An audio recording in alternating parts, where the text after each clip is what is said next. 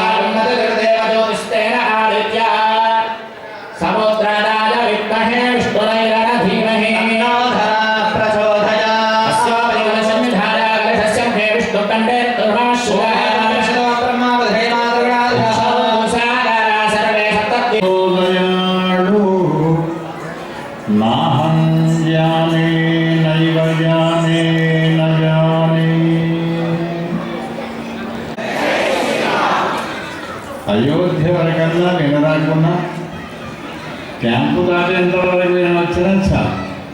జై శ్రీరామ్. కామం గట్టిగా అనకపోతే వెనక ఆంజనేయ స్వామి ఆయన కోపం వస్తే ఇక రాముడి కోపం వస్తుంది. భగవద్ బంధువులారా,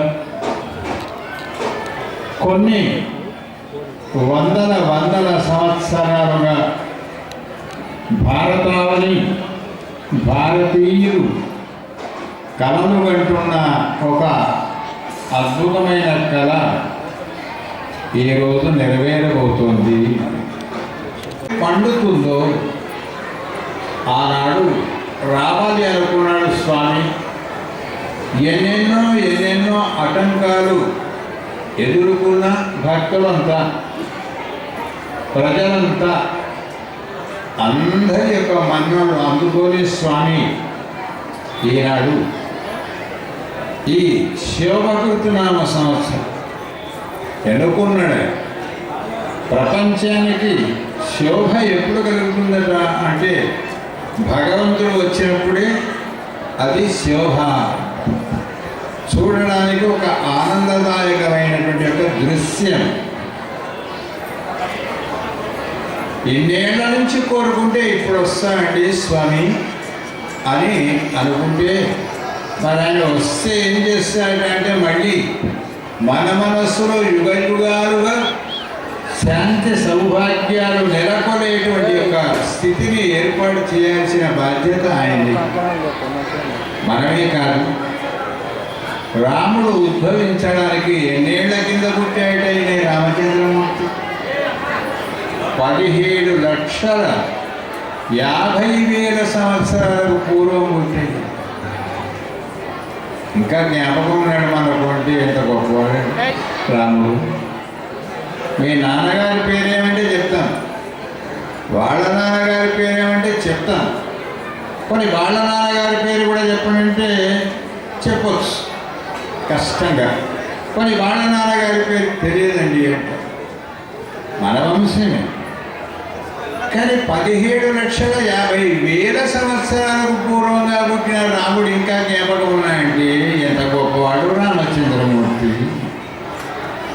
అటువంటి రామచంద్రమూర్తి పుట్టడానికి దశరథ మహారాజు ఎంత పుణ్యం చేశారు.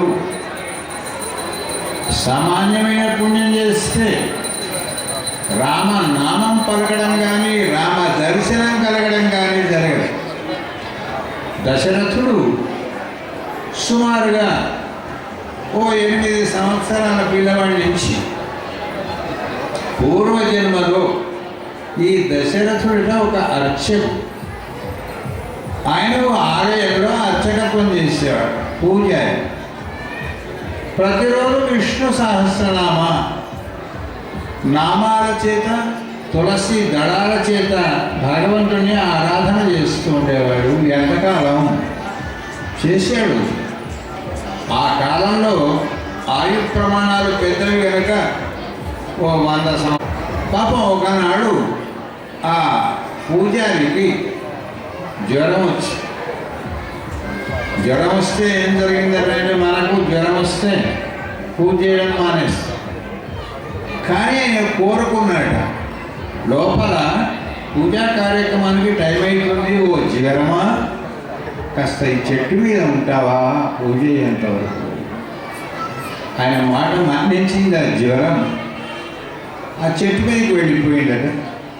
ఈయన పూజా పునస్కారం పూర్తి చేశాడు ఈ అర్చకుడు. దాని తర్వాత హారతి ఇచ్చేసాడు, భగవంతుడికి దండం పెట్టేశాడు, బయటకు వచ్చాడు. ఓ జ్వరమా మళ్ళీ నా దగ్గరికి రా అని పిలిచాడు. పొమ్మంటే పోతుంది, అది రమ్మంటే వస్తుందండి జ్వరం. మీ యొక్క ఏకాగ్రత ఆయన మీద ఉంటే అన్నీ చెడు వెళ్ళిపోతాయి, మంచి సంప్రాప్తిస్తాయి. ఎవరా మేలు చూశాడు ఈ అక్షరం అని చెప్పిందట, అంటే ఆకాశవాణి. అయ్యా ఈమె పూర్వజన్మలో తన భర్తను మాటల చేత చేతల చేత హింసించినటువంటి ఒక ఆమె పాపం ఆ దోషం చేత ఇవాళ ఈమె ఒక పిశాచిగా మారిపోయింది. అయ్యో పాపం ఆమెకు ఆ పిశాచత్వం పోవాలి అంటే ఏం చేయాలి అన్నాయట ఈ అర్చన. నీవు ఇంతకాలంగా చేసిన విష్ణు సహస్రనామ అర్చన పుణ్యాన్ని ఒకవేళ దారవస్తువా ఆమెకు ఆ పిశాచత్వం వదిలిపోయింది. ఏదైనా పూజ చేస్తే పుణ్యం వస్తుంది. ఆ పుణ్యాన్ని కూడా దానం చేసినాం అనుకోవచ్చు, మహాపుణ్యం అంటారు. నివృత్తి కోసమై ఇదిగో దారవస్తున్నా అన్నాడు. ఓ తులసి దళాన్ని నీళ్ళను వదిలిపెట్టాడు. సర్వం శ్రీ పరమేశ్వరార్పణం. వెంటనే అశరీరవాణి పలికిందట, మహాత్మా అందరూ పూజలు ఎందుకోసం చేస్తారంటే పుణ్యం కోసం. కానీ పుణ్యాన్ని బాగా జాగ్రత్తగా దాచుకుంటారా వాళ్ళు. కానీ నువ్వు పుణ్యాన్ని కూడా దారబోసావు, పుణ్యాన్ని కూడా దానం చేసావు కనుక మహాపుణ్యాత్ముడు అయినావు. మహాపుణ్యాత్ముడు ఎవరైతే అవుతారో వాళ్ళ గర్భవాసంలో భగవంతుడే పుడతాడు అని అశరీరవాణి చెప్తే, ఆ లోపల ఉండేటువంటి యొక్క విగ్రహ స్వరూపంలో ఉన్న మహావిష్ణు అన్నాడు. హే అర్చక, ఆ ఆర్తనాదం చేసిన ఎవరో తెలుసునా నీకు? ఆమెకు పుణ్యాన్ని దారపోసావు గనక, నన్ను పూజించావు గనక నీవు వచ్చే జన్మలో గొప్ప చక్రవర్తి అయిపోతావు. ఆమె నీ పుణ్యాన్ని పొందింది గనక నీకు భార్యగా పుడుతుంది. ఆమె పేరే కౌసల్య. నువ్వు చాలా కాలంగా సంతానం కోసం ఎదురు చూస్తావు కనుక నేనే రామచంద్రుడిగా నీ గర్భవాసంలో పుడతాను అన్నాడ. భగవంతుడు ఇచ్చినటువంటి మాట ప్రకారంగా కాలం గడిచింది. ఈ అర్చన జరిగింది ఎప్పుడంటే కృతయుగం. త్రేతాయుగం వచ్చింది. దేవతలందరూ కూడా ఏదో బాధ కలిగింది. వాడు రావణ కుంభకర్ణాలు అనే రాక్షసులు, అది కూడా భగవత్ సంకల్పమే. వాళ్ళెవరు అంటే రావణ కుంభకర్ణాలు మహావిష్ణు యొక్క ద్వారపాలక. వాళ్లకు ఏదో సనక సనందనుల యొక్క శాపం చేత భూలోకంలో జన్మించవలసి వచ్చింది 3 సార్లు. మొదటిసారిగా వాళ్ళే హిరణ్యకశిపులుగా పుట్టారు. 2వ జన్మలో రావణ కుంభకర్ణులుగా పుట్టారు. 3వ జన్మలో శిశుపాల దంతవక్రుడుగా పుట్టారు. మొదటి జన్మలో స్వామి వరాహ నారసింహావతారాలతో తుంచేశాడు వాళ్ళని. 2వ జన్మలో రాముడిగా పుట్టి వాళ్ళని కడతీర్చాడు. 3వ జన్మలో కృష్ణుడిగా పుట్టాడు అని మనకు రామాయణ భాగవతాలు చెప్తూ ఉంటాయి. అంటే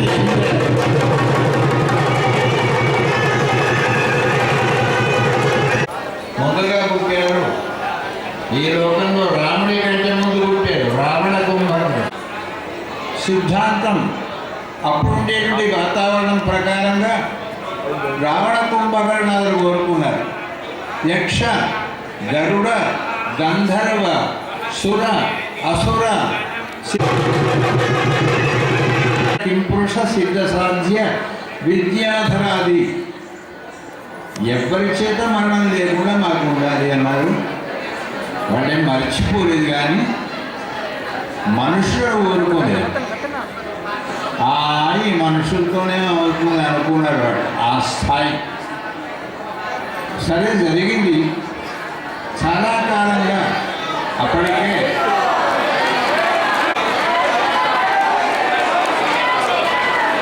శ్రీరాముడు దర్శనమిస్తున్నాడు అయోధ్యలో.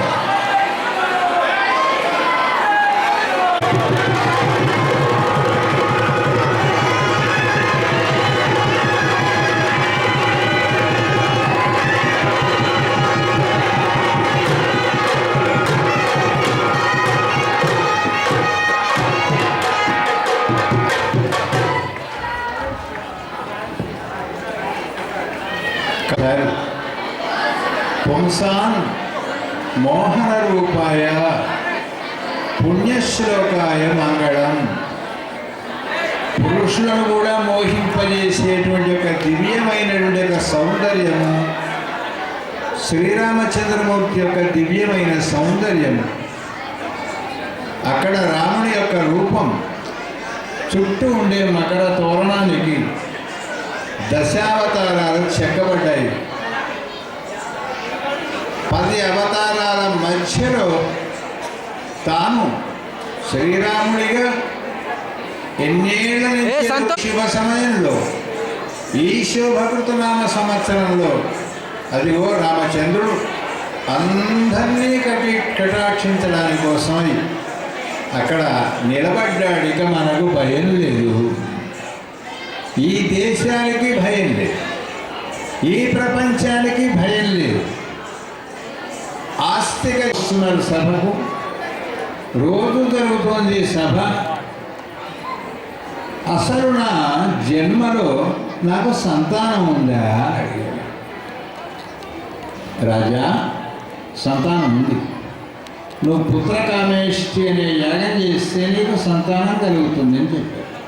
మరి రోజు వస్తున్నాను చెప్పలేదు ఎందుకు? అయ్యా, అడగంది చెప్పడం అనేటిది మంచిది కాదు. కనుక నీకు ఎంతవరకు ఉందో కోరిక, శ్రద్ధ దాన్ని బట్టి ఉంటుంది. కనుక దశరథ, నీవు మొట్టమొదటి యజ్ఞం చేయాలంటే నువ్వు పవిత్రుడివి కావాలి. శిక్షణ, రక్షణ రెండు నీ బాధ్యత. శిక్షించేటప్పుడు అప్పుడప్పుడు నిరపరాధుల్ని కూడా శిక్షించాల్సి వస్తుండవచ్చు. కనుక దోషం పోవడానికి నువ్వు మొదలు క్షత్రియ వంశంలో పుట్టావు కనుక ముందుగా క్షత్రియులు ఈ యుగ ధర్మం ప్రకారంగా చేయవలసిన యాగం అశ్వమేధ యాగం, దాన్ని చెయ్యి. ఆ తర్వాత పుత్రకామేష్టి యాగం చేద్దువు కానీ అని చెప్పారట ఋషులు. సరే అన్నాడు దశరథుడు. అశ్వమేధాన్ని ముగించాడు. వశిష్ఠ, వాలకిల్య, దక్ష, కాత్యాయన, కౌండిన్య, ఆ తర్వాత ఋష్యశృంగారి ఋష్యాలందరూ కూడా వచ్చారు. దేవతలందరూ వెళ్ళారు. వైకుంఠంలో ప్రార్థన చేశారు. స్వామి, నీవు ఈ లోకంలో, ఈ భూలోకంలో అవతరించవలసినటువంటి యొక్క అవసరం ఏర్పడ్డది.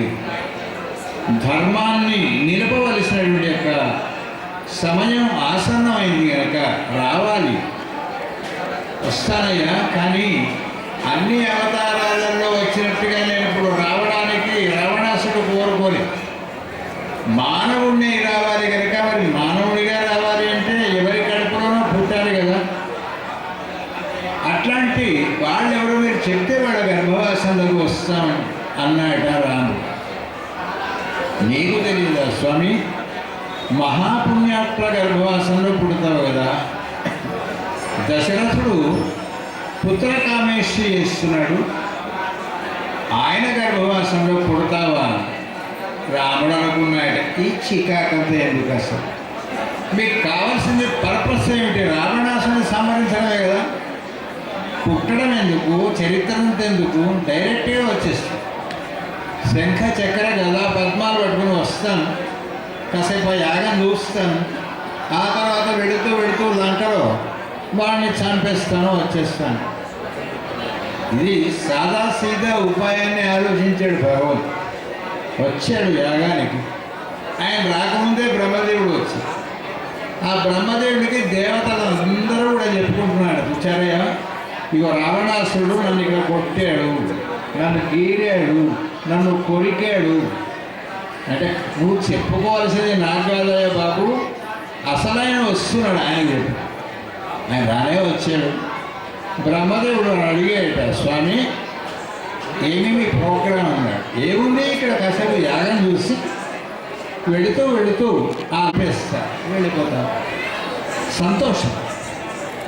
అయితే మాట్లాడేటప్పుడు మాట్లాడిస్తే బాగుంటుందండి. ఎవడైనా మధ్యలో కొంతమంది మోపైతుంటారు. అలాగే దేవేంద్రుడు వచ్చారు. స్వామి అలా చంపడానికి వీల్లేదు. చంపేవానికి ఒకవేళ భగవంతుడే తలుచుకుంటేనండి ఎలాగైనా చంపేయచ్చు. ఏదో దోషం ఉంటే ఆయన వచ్చి ధర్మ సంస్థాపన చేస్తాడు, కనిపించకుండా చేస్తానండి. నిజంగా చేయడం మరి